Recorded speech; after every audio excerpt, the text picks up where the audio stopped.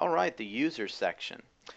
Users are basically anybody that's going to interact with your blog that's above a guest. A guest basically can just go into your blog and leave without ever contributing anything.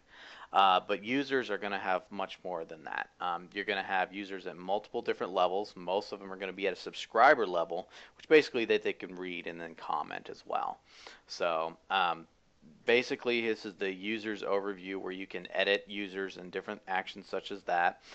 You kind of probably already get a feel of as to what this section, how it's pretty much laid out, because it's laid out very similar to pages and posts and all those other things. So you pretty much will get a quick grasp of exactly what this is. In order to add a new user, if you don't have users that can currently register themselves, which is a feature in the settings that we'll go over later, basically you can add them manually. So you can go under here under the users in the navigation, go to add new,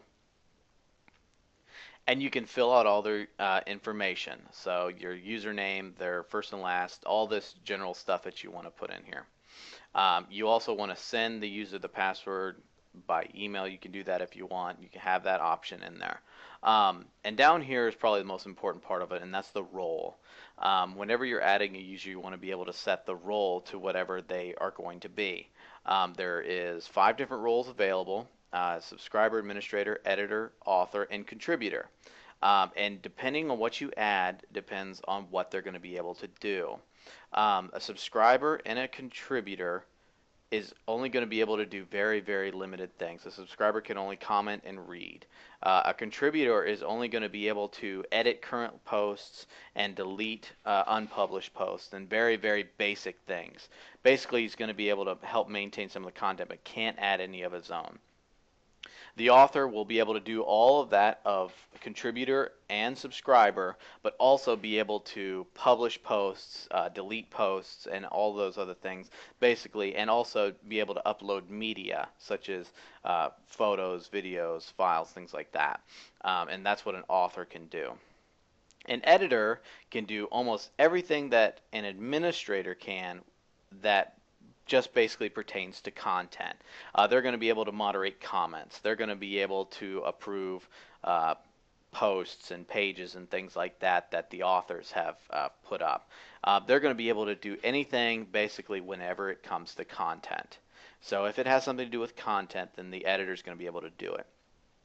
The administrator is going to basically be able to do everything that's in the site. That is the user that you are when you first installed your blog.